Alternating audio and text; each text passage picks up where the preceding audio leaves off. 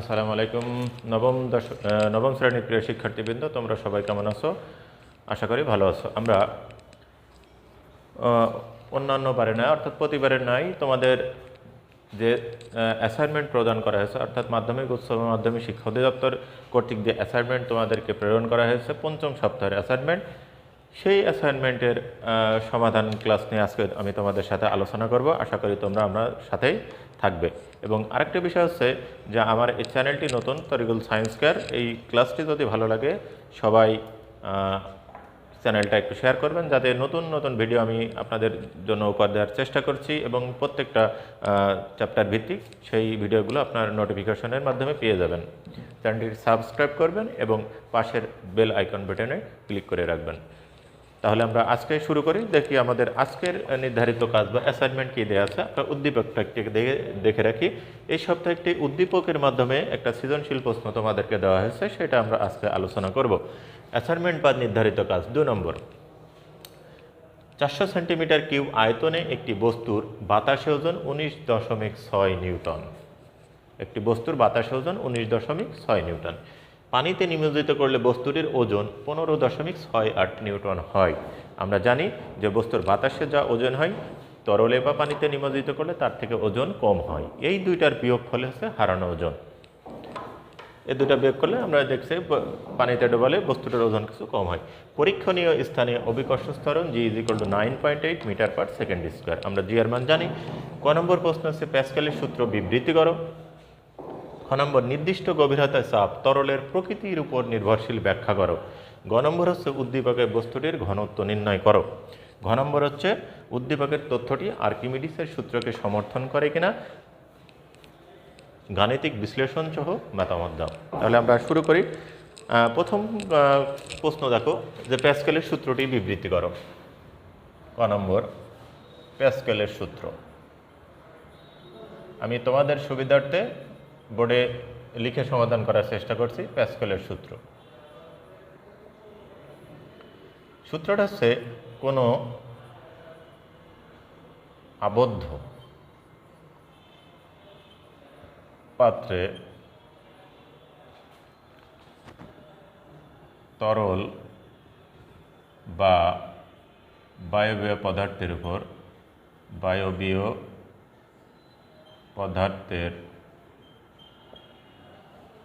উপর বাইরে থেকে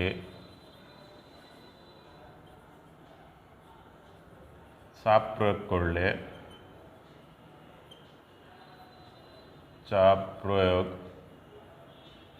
করলে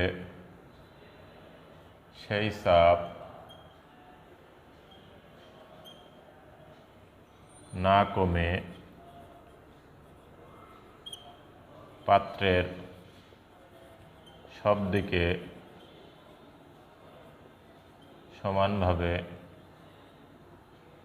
সঞ্চালিত হয় বা ছড়িয়ে পড়ে।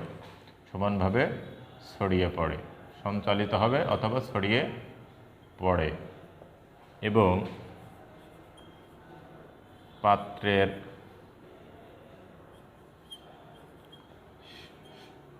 গায়ে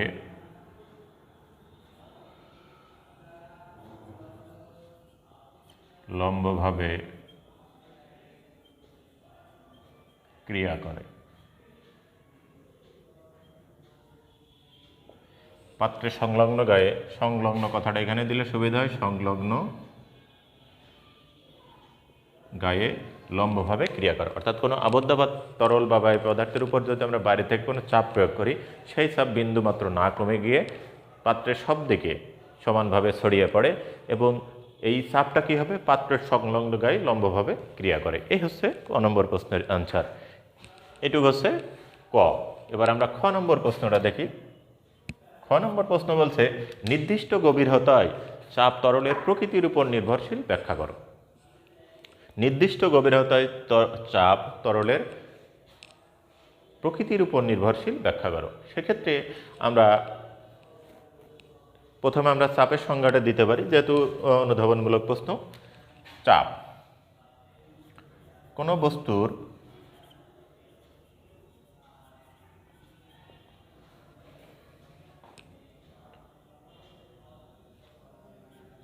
একক ক্ষেত্রফলের উপর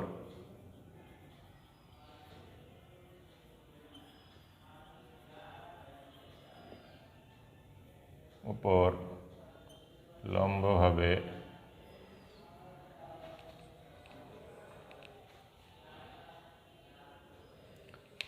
আচ্ছা, এখানে আমরা এটুকু কাজ করতে পারি যে যেহেতু নির্দিষ্ট গভীরতায় তরলের চাপ প্রকৃত, আমরা এভাবে লিখতে পারি যে আমরা জানি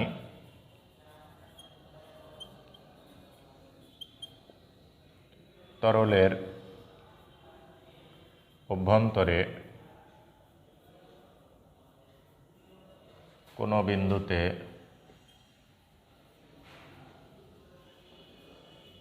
চাপ P = H rho G। এখানে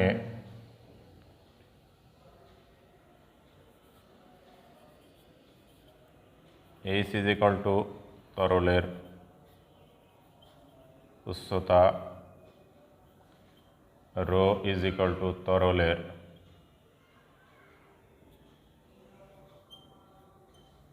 ঘনত্ব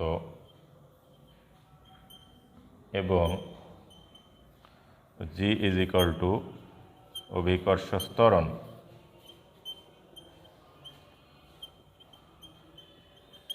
এটা আমরা লিখলাম যে আমরা জানি তরলের অভ্যন্তরে কোনো বিন্দুতে চাপ P = H rho G। এখানে H = তরলের উচ্চতা, rho = তরলের ঘনত্ব এবং H = অভিকর্ষ ত্বরণ, এটুকু। কিন্তু এখানে প্রশ্ন আছে নির্দিষ্ট গভীরতায়। এখানে রাশি তিনটা দেখো যে H rho G, H এর মান নির্দিষ্ট করা আছে, G এর মান তো আমরা অলওয়েজ নির্দিষ্ট জানি, তাহলে বাকি থাকলো কি রো। তাহলে এখানে যে প্রশ্নটা দেয়া আছে সেটা চাপের পরিমাণ ওই পদার্থের ঘনত্বের উপর নির্ভর করবে। কোন পদার্থের ঘনত্বের উপর? যে পদার্থের ডোবানো হবে সেই ঘনত্বের উপরে। তাহলে আমরা এখানে লিখতে পারি যেহেতু তরলের উচ্চতা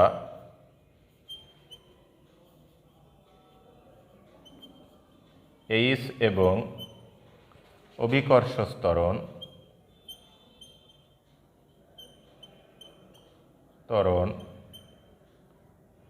G এর মান নির্দিষ্ট, অতএব নির্দিষ্ট গভীরতায়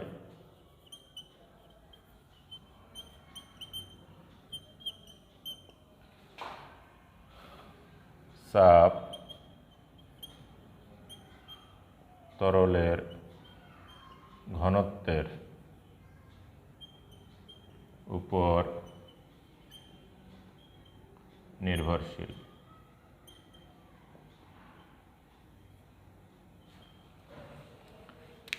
এটুকু আমরা লিখতে পারি যে এখানে যেহেতু তরলের উচ্চতা এবং অভিকর্ষ ত্বরণ জি এর মান নির্দিষ্ট, অতএব নির্দিষ্ট গভীরতা চাপ তরলের ঘনত্বের উপর নির্ভরশীল। তারপরে আমরা একটা লাইন লিখে দিতে পারি যে তরলের ঘনত্ব যত বেশি হবে,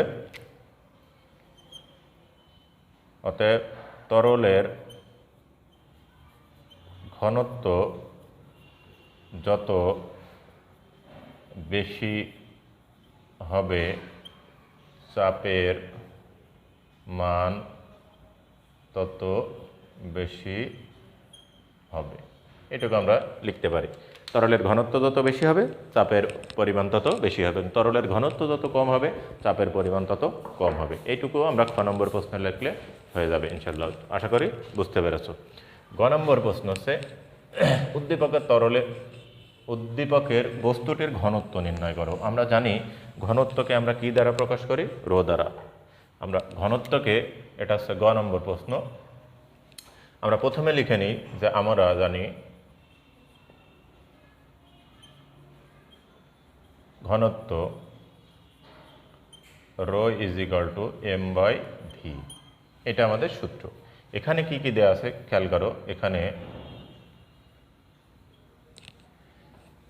ভি এর মান দেওয়া আছে, v = 400 সেন্টিমিটার কিউব। আমরা জানি সেন্টিমিটার কিউব থাকলে সেটা মিটার কিউবে নিয়ে যেতে হয়, তার নিয়মটা আছে 400 × 10⁻6 দ্বারা গুণ করতে হবে। সেন্টিমিটার কিউব থাকলে মিটার কিউবে নিয়ে যেতে হলে 10⁻6 দ্বারা গুণ করা লাগবে। এবার আমার ভি পেয়ে গেছে কিন্তু এম নাই, তাহলে এখন দেখো একটি বস্তুর বাতাসে ওজন দেওয়া আছে 19.6 নিউটন, ওইখান থেকে তোমাকে ভর বের করে নিতে হবে। ডব্লু সমান হচ্ছে 19.6 বা mg ইজ ইকুয়াল টু 19.6, কারণ ডব্লু সমান আমরা mg জানি, বা m সমান 19.6 ভাগ হচ্ছে জি সমান হচ্ছে কত 19.6 ভাগ 9.8 সমান হচ্ছে 2 কেজি। তাহলে তোমাকে বের করতে হবে rho is equal to what. দুটো আমরা পেয়ে গেছি, আমরা আবার মান বসাই দেবো। এম এর মান এম ইজ ইকুয়াল টু কত 2 কেজি, ভি এর মান হচ্ছে 400 ইন্টু 10⁻⁻ কত -6। ক্যালকুলেটর আমরা যদি ব্যবহার করি তাহলে অঙ্কের অ্যান্সার আসবে কত দেখো, 2 ভাগ 400 into 10⁻⁻6 5000 kg per metre cube. এটা হচ্ছে গ নম্বরের অ্যান্সার। তাহলে আমরা ঘনত্ব কীভাবে বের করলাম, এম বাই ঘনত্ব রো সমান আছে এম বাই ভি, এম এর মান বস্তুর বাতাস ওজন দেওয়া আছে, সেখান থেকে আমরা বের করে নিলাম। এটা হচ্ছে ক নম্বর প্রশ্নের অ্যান্সার, আশা করি বুঝতে পেরেছ।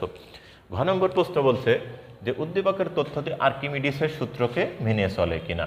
এইটা প্রশ্ন সমাধান করতে হলে আমি প্রথমেই ইঙ্গিত দিয়েছিলাম যে বস্তুর বাতাসে ওজন দেওয়া আছে, বস্তুর পানিতে ওজন দেওয়া আছে, তাহলে এই দুইটা ওজন বিয়োগ করলে পাওয়া যাবে হচ্ছে কত, বস্তুর হারানো ওজন।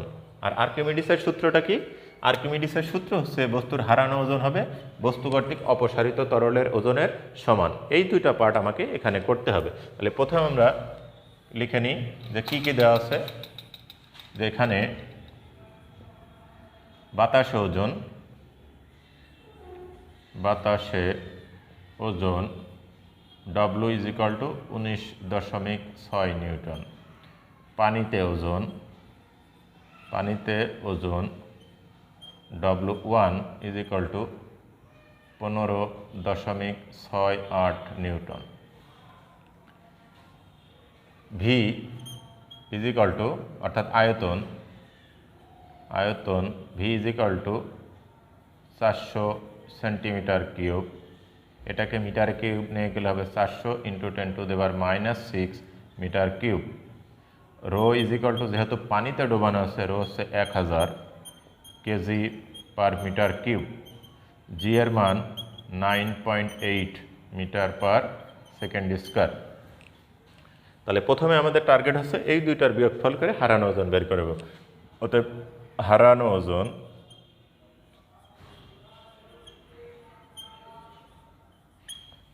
সমান W minus W1 is equal to 19.6 minus 15.68, বিয়োগ করলে হবে 3.92 নিউটন। এটা হচ্ছে বস্তুর হারানো ওজন। এবার আচ্ছা, এখানে তোমরা লিখতে পারো বস্তুর হারানো ওজন। এবার হচ্ছে বস্তু কর্তৃক অপসারিত, বস্তু দ্বারা অপসারিত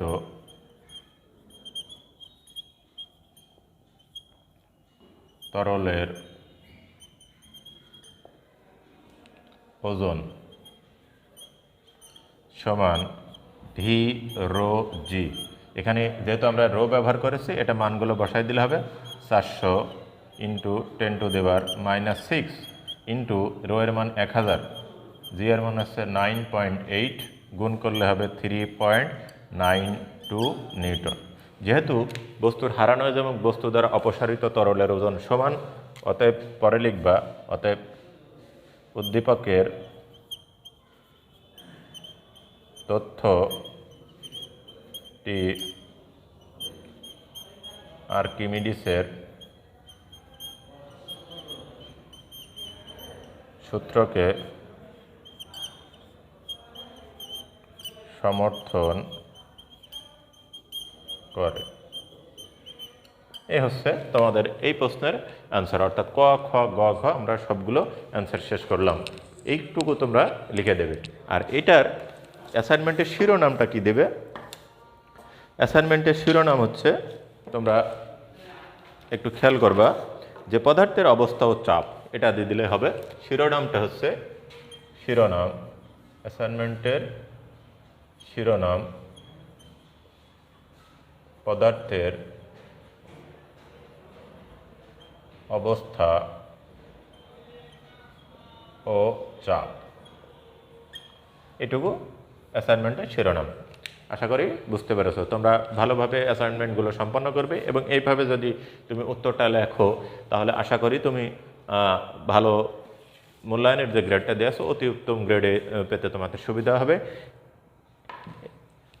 এটা হচ্ছে সেই প্রশ্নের সমাধান। আর তোমরা এটা লিখে শ্রেণী শিক্ষকের কাছে জমা দেবে। সে পর্যন্ত সবাই সুস্থ থেকো, ভালো থেকো। আগামী অ্যাসাইনমেন্ট নিয়ে আমরা তোমাদের সামনে আবার হাজির হব। সে পর্যন্ত সবাই সুস্থ থেকো, ভালো থেকো। সকলকে ধন্যবাদ। আসসালামু আলাইকুম।